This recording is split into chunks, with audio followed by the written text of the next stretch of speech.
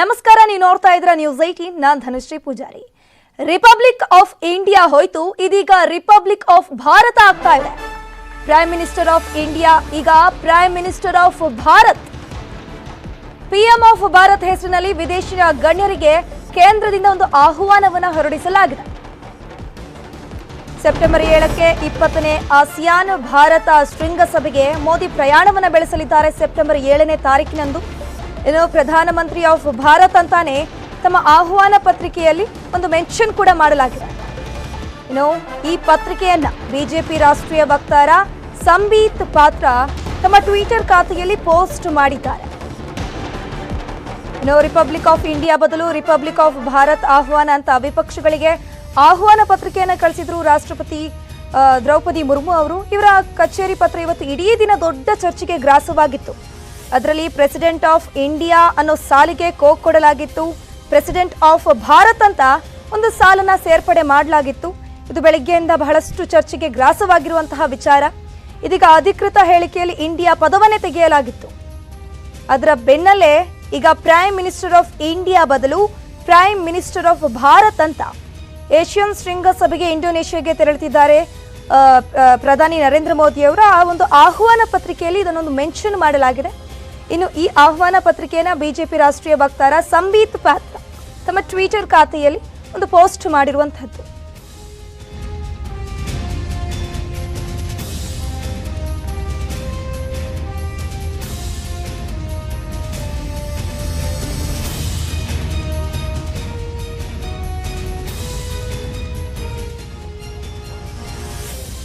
ಇದ್ರ ಬಗ್ಗೆ ಹೆಚ್ಚಿನ ಡೀಟೇಲ್ಸ್ ನೀಡ್ತಾರೆ ನಮ್ಮ ಡೆಪ್ಯೂಟಿ ಇನ್ ಚೀಫ್ ಎಡಿಟರ್ ಆದಂತಹ ರಾಘವೇಂದ್ರ ಗುಡಿ ಸರ್.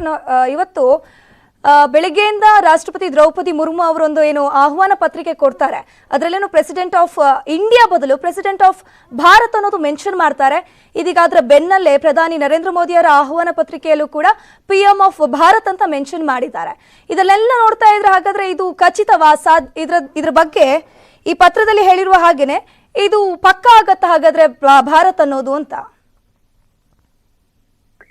ಧನಶ್ರೀ, ಪ್ರಮುಖವಾಗಿ ನೋಡೋದಾದ್ರೆ ಭಾರತ ಮತ್ತೆ ಇಂಡಿಯಾ ಬೇರೆ ಬೇರೆ ಅಲ್ಲ. ನಮ್ಮ ಸಂವಿಧಾನದ ಮೊದಲೇ ಶುರು ಆಗ್ತಕ್ಕಂಥ ಆರ್ಟಿಕಲ್ 1 ನಲ್ಲಿ ಬರ್ತಿರ್ತಕ್ಕಂಥದ್ದು ಏನಂದ್ರೆ Bharat India that is Bharat ಅಂತಕ್ಕಂಥದ್ದು. ಹೀಗಾಗಿ ಭಾರತ ಈ ಒಂದು ಭೂಮಿಗೆ 2 ಹೆಸರುಗಳಿದ್ದು ಅಧಿಕೃತವಾಗಿ.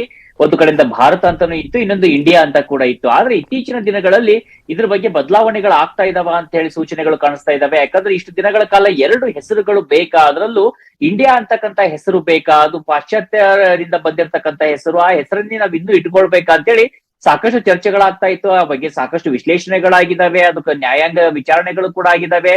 ಸುಪ್ರೀಂ ಕೋರ್ಟ್ ನ ಮೆಟ್ಟಿಲನ್ನ 2016ರಲ್ಲಿ ಒಂದು ಬಾರಿ ಏರಲಾಗಿರುತ್ತೆ. ಆ ಸಮಯದಲ್ಲಿ ಸುಪ್ರೀಂ ಕೋರ್ಟ್ ನ ಚೀಫ್ ಜಸ್ಟಿಸ್ ಆದಂತ UU ಲಲಿತ್ ಅವರು ಆ ಬಗ್ಗೆ ಆದ್ರೆ ಆ ಅರ್ಜಿಯನ್ನು ಸ್ವೀಕಾರ ಮಾಡಿರೋದಿಲ್ಲ. ಆದ್ರೆ 2020ರಲ್ಲಿ ಮತ್ತೊಂದು ಬಾರಿ ಒಂದು ಅರ್ಜಿಯನ್ನು ಸಲ್ಲಿಸಲಾಗಿರುತ್ತೆ. ಆ ಸಂದರ್ಭದಲ್ಲಿ ಈ ಒಂದು ನಿರ್ಧಾರವನ್ನ ಕೇಂದ್ರ ತೆಗೆದುಕೊಳ್ಬೇಕು, ನಾವು ಇದರಲ್ಲಿ ಮಧ್ಯ ಪ್ರವೇಶ ಮಾಡೋದಿಲ್ಲ ಅಂತ ಕೂಡ ಕೋರ್ಟ್ ಹೇಳಿರುತ್ತೆ. ಹೀಗಾಗಿ ಇದ್ರ ಬಗ್ಗೆ ಸಾಕಷ್ಟು ಚರ್ಚೆಗಳಾಗ್ತಾ ಇತ್ತು. ಸ್ವತಂತ್ರ ಭಾರತದಿಂದಲೇ ಇಂಡಿಯಾ ಅಂತ ಯಾಕೆ ಬೇಕು, ನಮಗೆ ಭಾರತ ಅಂತ ಇದ್ರೆ ಸಾಕಲ್ವಾ ಅಂತೇಳಿ ಸಾಕಷ್ಟು ಚರ್ಚೆಗಳಾಗ್ತಿತ್ತು. ಆದ್ರೆ ಅದಕ್ಕೆ ಒಂದು ತಾರ್ಕಿಕವಾಗಿರ್ತಕ್ಕಂಥ ಅಂತ್ಯ ಆಗ್ಲಿ ಅಥವಾ ತಾರ್ಕಿಕವಾಗಿರ್ತಕ್ಕಂಥ ಸಮರ್ಥನೆ ಆಗ್ಲಿ ಸಿಕ್ಕಿರ್ಲಿಲ್ಲ. ಆದ್ರೆ ಇತ್ತೀಚಿನ ದಿನಗಳಲ್ಲಿ ನಾವು ನೋಡ್ತಾ ಇದ್ವಿ, ಪ್ರಧಾನಮಂತ್ರಿ ನರೇಂದ್ರ ಮೋದಿ ಅವರು ಈ ಒಂದು ಗುಲಾಮಿತನದ ಸಂಕೇತವನ್ನ ಯಾವುದೇ ರೀತಿಯಾಗಿರ್ತಕ್ಕಂಥ ಸಂಕೇತ ಇರಬಾರ್ದು ಅನ್ನೋದು ಅವರ ನಿಲುವಾಗಿದೆ. ಅದು ಈ ಒಂದು ರಾಜಪಥನ ಕರ್ತವ್ಯ ಪಥ ಅಂತ ಬದಲು ಮಾಡಿದಂತದ್ದಿರ್ಬೋದು. ಆ ಕರ್ತವ್ಯ ಪಥದಲ್ಲಿ ಇದ್ದಂತ ಒಬ್ಬ ಕಿಂಗ್ಸ್ ಜಾರ್ಜ್ ಅವರ ಪುತ್ಥಳಿಯನ್ನ ತೆಗೆದು ಆ ಒಂದು ಜಾಗದಲ್ಲಿ ಸುಭಾಷ್ ಚಂದ್ರ ಬೋಸ್ ಅವರ ಪುತ್ಥಳಿಯನ್ನ ಸ್ಥಾಪನೆ ಮಾಡಿದಂತದ್ದಿರ್ಬೋದು, ಅಥವಾ ನೇವಿಯ ಎಂಬ್ಲಮ್ ಅನ್ನ ಬದಲಾವಣೆ ಮಾಡಿದಂತಿರ್ಬೋದು. ಹೀಗೆ ಸಾಕಷ್ಟು ವಿಚಾರದಲ್ಲಿ ಈ ಒಂದು ಬ್ರಿಟಿಷರ ಗುರುತು ಏನಿತ್ತು ಅವುಗಳನ್ನೆಲ್ಲ ತೆಗೆಯುವಂತ ಪ್ರಯತ್ನಗಳನ್ನ ಮಾಡ್ತಾ ಬರ್ತಾ ಇದೆ ಇವತ್ತು ಕೇಂದ್ರ ಸರ್ಕಾರ. ಆದ್ರೆ ಈ ಭಾರತ ಅಥವಾ ಇಂಡಿಯಾ ಅನ್ನೋಂಥ ವಿಚಾರಕ್ಕೆ ಸಂಬಂಧಪಟ್ಟಾಗೆ ಹೆಚ್ಚಿನ ಒಂದು ಬೆಳವಣಿಗೆಗಳಾಗಿರ್ಲಿಲ್ಲ ಸರ್ಕಾರದ ವತಿಯಿಂದ. ಯಾಕಂದ್ರೆ ಈಗ ಮೇಕ್ ಇನ್ ಇಂಡಿಯಾ ಅಂತ ಇದೆ, ಸ್ಕಿಲ್ ಇಂಡಿಯಾ ಅಂತ ಇದೆ, ಇದೇ ಪ್ರಧಾನಮಂತ್ರಿಗಳು ಮತ್ತೆ ಇದೇ ಒಂದು ಸರ್ಕಾರದಲ್ಲಿ ಅದು ಆಗಿರ್ತಕ್ಕಂಥದ್ದು. ಆದ್ರೆ ಒಂದು ಕಡೆಯಿಂದ ಇಂಡಿಯಾ ಅನ್ನುವಂಥ ಪದಗಳ ಬಗ್ಗೆ ಸಾಕಷ್ಟು ವಿವಾದ ಮತ್ತು ಚರ್ಚೆಗಳಂತೂ ಖಂಡಿತವಾಗಿ ಇದ್ದೇ ಇತ್ತು. ಆದ್ರೆ ಯಾವಾಗ ವಿಪಕ್ಷಗಳೆಲ್ಲ ಕೂಡ ಒಂದು ಇಂಡಿಯಾ ಅಂತ ಒಕ್ಕೂಟವನ್ನ ಮಾಡ್ಕೊಳ್ತಾವೆ, ಅದಾದ ನಂತರ ಇದ್ರ ಬಗ್ಗೆ ಬದಲಾವಣೆ ಬಗ್ಗೆ ಸಾಕಷ್ಟು ಚರ್ಚೆಗಳು ಶುರು ಆಗುತ್ತೆ. ಈಗ ಭಾರತ ರಾಷ್ಟ್ರಪತಿಗಳು ಕೊಟ್ಟಂತ ಆಹ್ವಾನ ಪತ್ರಿಕೆ ಇರ್ಬೋದು, ಅಥವಾ ಈಗ ಇಂಡೋನೇಷ್ಯಾಕ್ಕೆ ಪ್ರಯಾಣ ಮಾಡ್ತಿರ್ತಕ್ಕಂಥ ಪ್ರಧಾನಮಂತ್ರಿ ನರೇಂದ್ರ ಮೋದಿ ಅವರ ಒಂದು ಟ್ರಾವೆಲ್ ವಿಚಾರ ಇರ್ಬೋದು, ಅದರಲ್ಲಿ ಸ್ಪಷ್ಟವಾಗಿ ನಮೂದಾಗಿರ್ತಕ್ಕಂಥದ್ದು ಏನಂದ್ರೆ ಆ ಒಂದು ರಾಷ್ಟ್ರಪತಿಗಳು ಕಳಿಸದಂತ ಆಹ್ವಾನ ಪತ್ರಿಕೆಯಲ್ಲಿ ಸ್ಪಷ್ಟವಾಗಿ ರಿಪಬ್ಲಿಕ್ ಆಫ್ ಭಾರತ್ ಅಂತ ಇದೆ, ಅಂದ್ರೆ president of republic of Bharat ಅಂತ ಇದೆ. ಈಗ prime minister of republic of Bharat ಅಂತೇಳಿ ಪ್ರಧಾನಮಂತ್ರಿ ನರೇಂದ್ರ ಮೋದಿ ಅವರ ಹೆಸರನ್ನ ನಮೂದು ಮಾಡಲಾಗಿರ್ತಕ್ಕಂಥದ್ದು. ಹೀಗಾಗಿ ಒಂದು ವಿಷಯ ಅಂತೂ ಸ್ಪಷ್ಟವಾಗ್ತಿದೆ, ಕೇಂದ್ರ ಸರ್ಕಾರ ಈಗ ನಿರ್ಧಾರ ಮಾಡಿರ್ತಕ್ಕಂಥದ್ದು ಭಾರತ್ ಅನ್ನೋದನ್ನೇ ಬಳಸಬೇಕು ಅಂತ. ಹಾಗಿದ್ದಾಗ ಈಗ ಸಂವಿಧಾನದಲ್ಲಿ ಇರ್ತಕ್ಕಂಥ ಇಂಡಿಯಾ ಅನ್ನುವಂತ ಪದ ಏನ್ ಮಾಡ್ಬೇಕು, ಅದು ಇರುತ್ತಾ ಅಥವಾ ಏನಾದ್ರೂ ಈಗ ವಿಶೇಷ ಅಧಿವೇಶನದಲ್ಲಿ ಈ ಬಗ್ಗೆ ಮಸೂದೆ ಮಂಡನೆ ಆಗುತ್ತೆ, ಅಲ್ಲಿ ಏನಾದ್ರೂ 2/3 ಮೆಜಾರಿಟಿಯಲ್ಲಿ ಇದಕ್ಕೆ ಒಮ್ಮತದಲ್ಲಿ ಇದಕ್ಕೆ ಅಭಿಪ್ರಾಯ ಏನಾದ್ರೂ ವ್ಯಕ್ತವಾಗುತ್ತಾ, ಅಲ್ಲಿ ಮತದಾನಗಳಾಗುತ್ತಾ, ಹೀಗೆ ಸಾಕಷ್ಟು ಚರ್ಚೆಗಳಂತೂ ಇದಾವೆ. ಆದ್ರೆ ಸರ್ಕಾರದ ಮಟ್ಟದಲ್ಲಿ ಇವತ್ತು ಭಾರತ ಅಂತ ಬಳಸೋದಾಗ್ಲಿ ಅಥವಾ ಇಂಡಿಯಾ ಅಂತ ಬಳಸೋದಾಗ್ಲಿ ಯಾವುದೇ ವಿಭಿನ್ನತೆ ಇಲ್ಲ. ಯಾಕಂದ್ರೆ ಎರಡು ಒಂದೇ ಹೆಸರಾಗಿರೋದ್ರಿಂದ ಈಗ ಭಾರತ ಅಂತೇಳಿ ಸದ್ಯಕ್ಕೆ ಬಳಸಲಾಗ್ತಾ ಇದೆ. ಆದ್ರೆ ಆ ಇಂಡಿಯಾ ಅಂತಕ್ಕಂಥ ಪದ ಇರುತ್ತಾ ಅಥವಾ ಇರೋದಿಲ್ಲ ಸಂವಿಧಾನದಲ್ಲಿ ಅನ್ನೋದು ಮುಂಬರುವಂತ ದಿನಗಳಲ್ಲಿ ಕಂಡು ಬರುತ್ತೆ. ಧನುಶ್ರೀ, ಧನ್ಯವಾದಗಳು ಬಿಡಿ ನಿಮ್ಮೆಲ್ಲ ಮಾಹಿತಿಗಾಗಿ.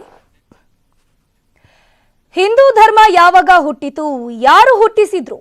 ಬೌದ್ಧ ಜೈನ ಧರ್ಮ ನಮ್ಮ ದೇಶದ್ದು, ಇಸ್ಲಾಂ ಕ್ರೈಸ್ತ ಹೊರಗಿನದ್ದು. ಸನಾತನ ಧರ್ಮದ ಬಗ್ಗೆ ಗೃಹ ಸಚಿವ ಪರಮೇಶ್ವರ್ ಅವರು ವಿರೋಧಾತ್ಮಕ ಹೇಳಿಕೆಯೊಂದನ್ನು ಕೊಡ್ತಾ ಇದ್ದಾರೆ.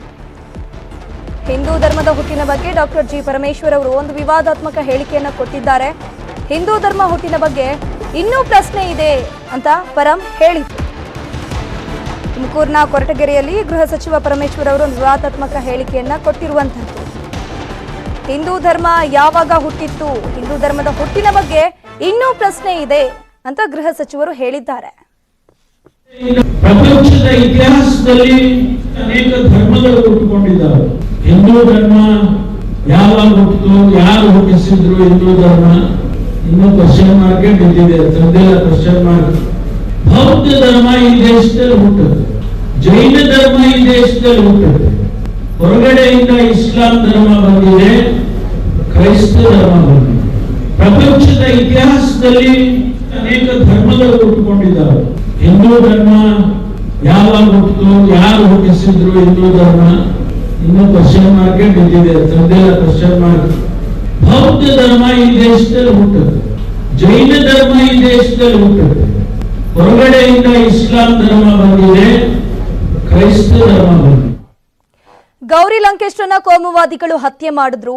ದಾಬೋಲ್ಕರ್, ಪನ್ಸಾರೆ, ಕಲಬುರ್ಗಿಯನ್ನ ಕೊಂದವರು. ಇನ್ನು ಕೋಮುವಾದಿಗಳು ಈಗ ಸಾಹಿತಿಗಳಿಗೆ ಬೆದರಿಕೆ ಹಾಕ್ತಿದ್ದಾರೆ ಈಗಂತ ಸಿದ್ದರಾಮಯ್ಯನವರು ಬೇಸರವನ್ನ ವ್ಯಕ್ತಪಡಿಸಿದ್ರು. ಒಂದು ಗೌರಿ ನೆನಪು ಕಾರ್ಯಕ್ರಮದಲ್ಲಿ ಮಾತನಾಡಿದಂತಹ ಸಿಎಂ ಸಿದ್ದರಾಮಯ್ಯನವರು ಈ ರೀತಿಯ ಒಂದು ಭಾಷಣವನ್ನ ಮಾಡ್ತಾರೆ. ಕೋಮುವಾದಿಗಳಿಗೆ ಹಿಂದೂ ಮುಸ್ಲಿಂ ಒಟ್ಟಾಗಿ ಇರೋದು ಇಷ್ಟವಿಲ್ಲ, ಭಯ ಪಡಬೇಕು, ಕೋಮುವಾದ ವಿರುದ್ಧ ಹೋರಾಡೋಣ ಅಂತ ಸಿಎಂ ಸಿದ್ದರಾಮಯ್ಯನವರು ಈ ಒಂದು ಗೌರಿ ನೆನಪು ಕಾರ್ಯಕ್ರಮದ ಭಾಷಣದ ವೇಳೆ ಒಂದು ಮಾತುಗಳನ್ನ ಹೇಳಿಕೆಯನ್ನು ನೀಡಿರುವಂಥದ್ದು. ಗೌರಿ ಲಂಕೇಶರು ಕೋಮುವಾದಿಗಳಿಂದ ಹತ್ಯೆಯಾಗಿ ನಮ್ಮನ್ನೆಲ್ಲ ಅಗಲಿದ್ದಾರೆ. ಅವರು ಬದುಕಿರ್ಬೇಕಾಗಿತ್ತು, ಅವ್ರಿಗೋಸ್ಕರ ಬದುಕಿರ್ಬೇಕಾಗಿರ್ಲಿಲ್ಲ, ಅವರ ಕುಟುಂಬದವ್ರಿಗೋಸ್ಕರ ಬದುಕಿರ್ಬೇಕಾಗಿರ್ಲಿಲ್ಲ. ಯಾರು ಸಮಾಜದಲ್ಲಿ ದನಿ ಇಲ್ಲ, ಯಾರು ಅನ್ಯಾಯಕ್ಕೊಳಗಾಗ್ತಾರೆ,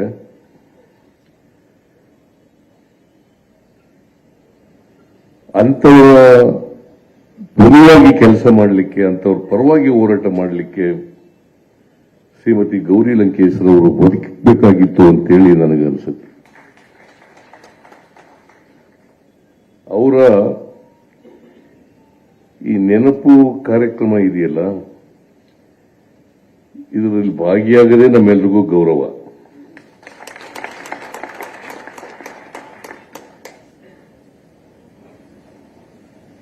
ಗೌರಿ ಲಂಕೇಶ್ವರನ್ನ ಹತ್ಯೆ ಮಾಡಿದವರು, ಕಲಬುರ್ಗಿಯವ್ರನ್ನ ಹತ್ಯೆ ಮಾಡಿದವರು, ಪನ್ಸಾರಿಯವ್ರನ್ನ ಹತ್ಯೆ ಮಾಡಿದವರು, ಡಾಬೋಲ್ಕರ್ ಅವರನ್ನ ಹತ್ಯೆ ಮಾಡಿದವರು, ಮಹಾತ್ಮ ಗಾಂಧೀಜಿಯವನ್ನ ಕೊಂದ್ರಲ್ಲ, ಅದೇ ಮನಸ್ಥಿತಿಯವರು ಕೊಂದ್ರು ಅಂತಕ್ಕಂಥದ್ದು. ಮಹಾತ್ಮ ಗಾಂಧೀಜಿ ಕೊಲ್ಲಿಕ್ಕೆ ಕಾರಣ ಏನಿತ್ತು?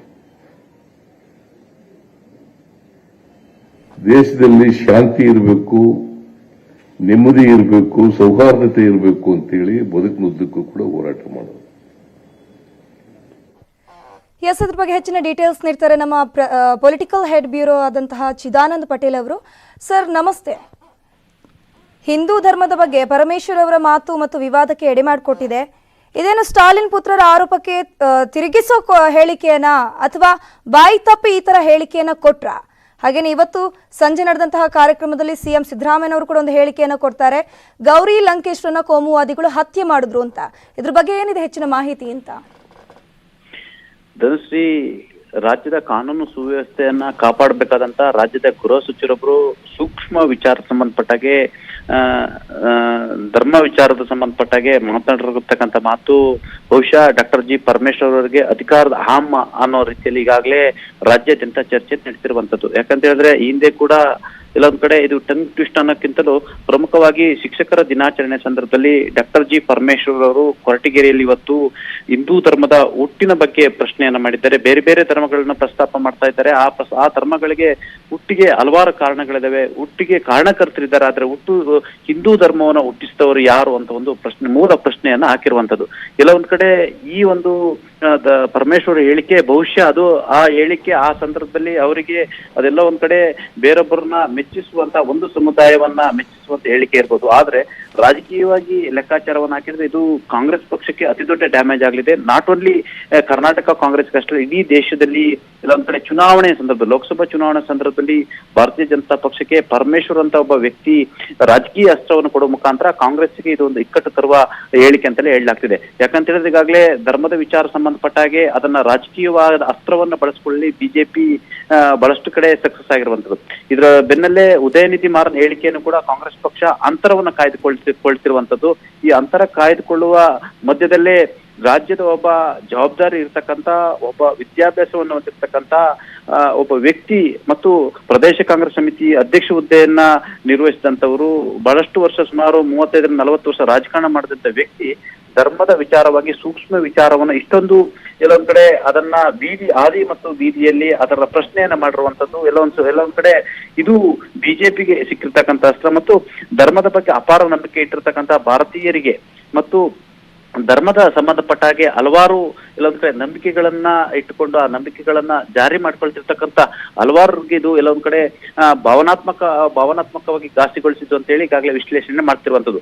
ಇದು ಡಾಕ್ಟರ್ ಜಿ ಪರಮೇಶ್ವರ್ ಅವರ ಅಧಿಕಾರದ ಅಹಂ ಕಾರಣಕ್ಕಾಗಿ ಈ ರೀತಿ ಹೇಳಿಕೆ ಕೊಟ್ಟಿದ್ದಾರೆ ಅನ್ನೋ ರೀತಿಯಲ್ಲಿ ಈಗಾಗಲೇ ಭಾರತೀಯ ಜನತಾ ಪಕ್ಷ ಈಗಾಗಲೇ ಟೀಕೆಯನ್ನ ಮಾಡ್ತಿರುವಂತದ್ದು. ಒಟ್ಟಾರೆ ಕಾಂಗ್ರೆಸ್ ಪಕ್ಷ ಪರಮೇಶ್ವರ್ ಹೇಳಿಕೆ ಇದು ಕಾಂಗ್ರೆಸ್ ಹೈಕಮಾಂಡ್ ಅನ್ನು ಇಕ್ಕಟ್ಟಿಗೆ ಸಿಲುಕಿಸುವ ಸಾಧ್ಯತೆ ಇದೆ. ಪರಮೇಶ್ವರ್ ಅವರ ಹೇಳಿಕೆಗೆ ಸಂಬಂಧಪಟ್ಟಿಗೆ ಮುಂದಿನ ದಿನಗಳಲ್ಲಿ ಕೇಂದ್ರದ ಗೃಹ ಮತ್ತು ಸಹಕಾರ ಸಚಿವರಾಗಿರ್ತಕ್ಕಂಥ ಅಮಿತ್ ಶಾ ಯಾದಿಯಾಗಿ, ಪ್ರಧಾನಿ ನರೇಂದ್ರ ಮೋದಿ ಯಾದಿಯಾಗಿ ಎಲ್ಲರೂ ಕೂಡ ಪ್ರಶ್ನೆ ಮಾಡೋ ಸಾಧ್ಯತೆ ಇರ್ತಕ್ಕಂಥದ್ದು. ಕಾಂಗ್ರೆಸ್ ಇದಕ್ಕೆ ಸಂಬಂಧಪಟ್ಟಾಗೆ ಅದು ಎಐಸಿಸಿ ಅಧ್ಯಕ್ಷ ಮಲ್ಲಿಕಾರ್ಜುನ್ ಖರ್ಗೆ ಇರ್ಬೋದು ಮತ್ತು ಮಾಜಿ ಅಧ್ಯಕ್ಷರಾಗಿರ್ತಕ್ಕಂಥ ಸೋನಿಯಾ ಗಾಂಧಿ ಮತ್ತು ರಾಹುಲ್ ಗಾಂಧಿ ಅವರು ಸ್ಪಷ್ಟನೆ ಕೇಳುವ ಸಾಧ್ಯತೆ ಇರ್ತಕ್ಕಂಥದ್ದು.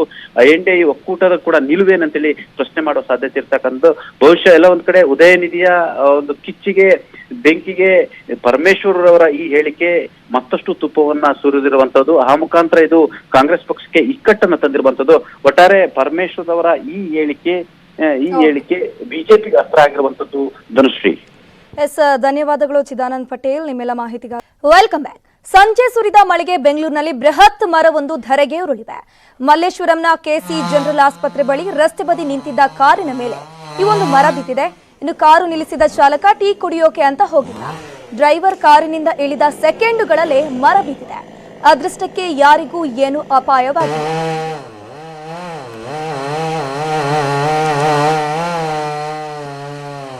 ಎಸ್, ದೃಶ್ಯದಲ್ಲಿ ನೀವು ನೋಡ್ತಾ ಇರಬಹುದು, ಇದು ಮಲ್ಲೇಶ್ವರಂನ ಕೆಸಿ ಜನರಲ್ ಆಸ್ಪತ್ರೆ ಬಳಿ ಇರುವಂತಹ ಒಂದು ಜಾಗ. ಇಲ್ಲಿ ಬೃಹತ್ ಮರವೊಂದು ಕಾರಿನ ಮೇಲೆ ಬಿದ್ದಿರುವಂತಹದ್ದು. ಒಂದ್ ಕಡೆ ನಮ್ಮ ಅನ್ನದಾತರ ಬದುಕು ಬವಣೆ ಈ ಹಂತದಲ್ಲಿದ್ರೆ, ಬೆಳೆ ಬೆಳೆಯೋಕೆ ಸಿಗಬೇಕಿದ್ದ ನೀರು ತಮಿಳುನಾಡಿಗೆ ಹರಿದು ಹೋಗ್ತಿರೋದನ್ನ ನೋಡಿ ರೈತರ ಆಕ್ರೋಶ ದಿನೇ ದಿನೇ ಹೆಚ್ಚಾಗ್ತಾನೆ ಇದೆ. ರೈತರ ಜೊತೆ ಬಿಜೆಪಿ ಕೂಡ ಬೀದಿಗಿಳಿದು ಪ್ರತಿಭಟನೆಯನ್ನ ನಡೆಸುತ್ತಿದ್ದು, ಇವತ್ತು ರಕ್ತ ಸಹಿ ಚಳುವಳಿಯೂ ನಡೆದು ಹೋಗಿದೆ.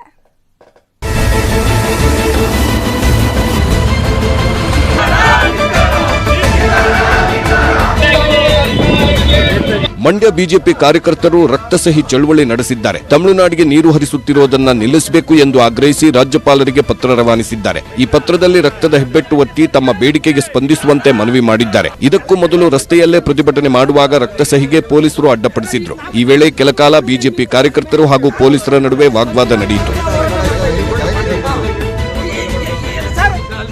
ಶ್ರೀರಂಗಪಟ್ಟಣದಲ್ಲಿ ಮಹಿಳೆಯರು ಒನಕೆ ಚಳವಳಿ ನಡೆಸಿದ್ದಾರೆ. ಭೂಮಿ ತಾಯಿ ಹೋರಾಟ ಸಮಿತಿಯಿಂದ ವಿಭಿನ್ನ ಹೋರಾಟ ನಡೆಸಿ ಸರ್ಕಾರದ ವಿರುದ್ಧ ಆಕ್ರೋಶ ಹೊರಹಾಕಿದ್ದಾರೆ.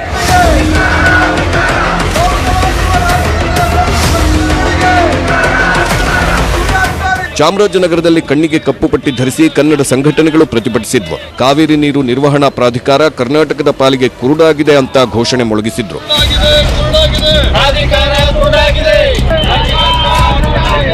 ಕಾವೇರಿ ನೀರನ್ನ ಅಡೆತಡೆ ಇಲ್ಲದೆ ತಮಿಳುನಾಡಿಗೆ ಹರಿಸುತ್ತಿದ್ದಾರೆ. ಸಂಸದರು ಏನು ಮಾಡುತ್ತಿದ್ದಾರೆ? ಸಂಸದ ಪ್ರತಾಪ್ ಸಿಂಹ, ಸುಮಲತಾ ಮಾತಾಡ್ತಿಲ್ಲ. ತೇಜಸ್ವಿ ಸೂರ್ಯ ಸಹ ಮಾತಾಡ್ತಿಲ್ಲ. ಡಿಕೆ ಶಿವಕುಮಾರ್ ಹೋರಾಟಗಾರರನ್ನೇ ನಿಂದಿಸ್ತಾರೆ ಅಂತ ಸಿಟ್ಟಾದ್ರು.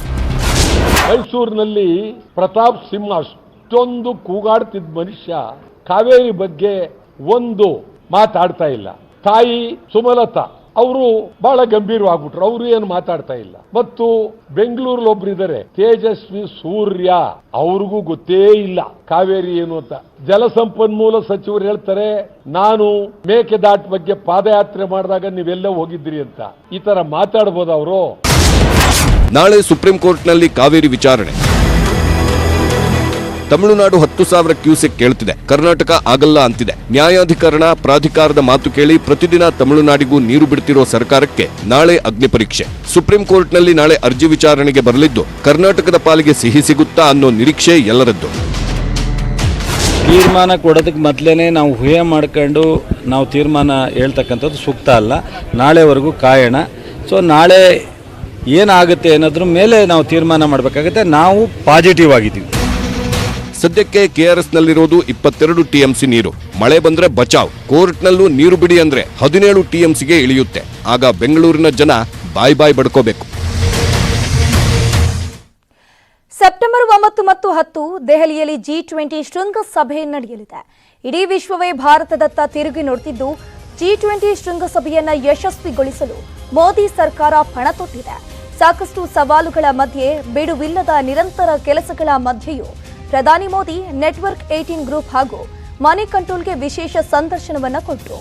ಇತಿಹಾಸದಲ್ಲೇ ಈ G20 ಶೃಂಗಸಭೆ ಅವಿಸ್ಮರಣೀಯ ಮೈಲಿಗಲ್ಲು. ದಕ್ಷಿಣ ಏಷ್ಯಾದಲ್ಲಿ G20 ಶೃಂಗಸಭೆ ಹೊಸ ಇತಿಹಾಸವನ್ನ ಬರೆಯಲಿದೆ. ಭಾರತದ ಪ್ರಗತಿ ಕೇವಲ ಭಾರತದಲ್ಲ, ಇಡೀ ವಿಶ್ವದ ಪ್ರಗತಿ. ಭಾರತದ ಪ್ರಗತಿ ಪರಿಶುದ್ಧ ಮತ್ತು ಸ್ವಚ್ಛ ಅಭಿವೃದ್ಧಿಯ ಪ್ರತೀಕ. ಭಾರತ ಒಂದಾಗಲು ಮೂಲ ಕಾರಣ ರಾಜಕೀಯ ಸ್ಥಿರತೆಯಾಗಿದೆ. ಭಾರತ, ಇಂಡೋನೇಷಿಯಾ ಮತ್ತು ಬ್ರೆಜಿಲ್ ಇತಿಹಾಸವನ್ನ ನಿರ್ಮಿಸಲಿದೆ. 3 ದೇಶಗಳು ಒಂದಾಗಿ ರಾಜಕೀಯ ಸ್ಥಿರತೆ ಕಾಯ್ದುಕೊಂಡಿವೆ ಅಂದ್ರು ಪ್ರಧಾನಿ ನರೇಂದ್ರ ಮೋದಿ ಅವರು. ಇನ್ನು ವಿಶ್ವವೇ ಹಣದುಬ್ಬರದಿಂದ ತತ್ತರಿಸಿದಾಗ ಭಾರತದ ಆರ್ಥಿಕತೆ ಸ್ಥಿರವಾಗಿತ್ತು. ಈಗ LPG ದರ ಕಡಿತಗೊಳಿಸಿ ರಕ್ಷಾ ಬಂಧನದ ದಿನ ಜನರಿಗೆ ಕೊಡುಗೆಯನ್ನ ನೀಡಲಾಗಿದೆ. ಜನರಿಗೆ ಉಚಿತ ಕೊಡುಗೆಗಳನ್ನು ನೀಡುವುದು ದೇಶಕ್ಕೆ ಮಾರಕ ಅಂದ್ರು ಪ್ರಧಾನಿ ನರೇಂದ್ರ ಮೋದಿ ಅವರು. ಜನರ ಆರ್ಥಿಕ ಸ್ಥಿತಿಯನ್ನ ಮೇಲೆತ್ತುವುದೇ ಸರ್ಕಾರದ ಗುರಿಯಾಗಿರಬೇಕು. ಉಚಿತ ಕೊಡುಗೆಗಳಿಗಾಗಿ ಇತರೆ ವಸ್ತುಗಳ ಬೆಲೆ ಏರಿಕೆ ಆಗ್ತಿದೆ. ನಮ್ಮ ಮೇಲೆ ಸಂಪೂರ್ಣ ನಂಬಿಕೆ ಇಟ್ಟಿದ್ದೇ ಇಂದಿನ ಪ್ರಗತಿಗೆ ಕಾರಣ. ಭಾರತದ ಭವಿಷ್ಯದ ಬಗ್ಗೆ ನಮ್ಮ ಸರ್ಕಾರ ಪ್ರತಿ ಕ್ಷಣವೂ ಚಿಂತಿಸುತ್ತಿದೆ. ಆರ್ಥಿಕ, ಶೈಕ್ಷಣಿಕ, ಸಾಮಾಜಿಕ ಏಳಿಗೆಯೇ ನಮ್ಮ ಸರ್ಕಾರದ ಧ್ಯೇಯವಾಕ್ಯ. ಮೂಲಭೂತ ಸೌಕರ್ಯಗಳಿಗಾಗಿ ನಾನಾ ಯೋಜನೆಯನ್ನು ನಮ್ಮ ಸರ್ಕಾರ ರೂಪಿಸಿದೆ. ಭಾರತದ GDP 7.8ರಷ್ಟಿದ್ದು ವಿಶ್ವದ 3ನೇ ಆರ್ಥಿಕ ರಾಷ್ಟ್ರವಾಗಲಿದೆ ಅಂತ ಪ್ರಧಾನಿ ಮೋದಿ ಅವರು ಅಮೃತ ಕಾಲದ ಕನಸನ್ನ ತೆರೆದಿಟ್ಟರು.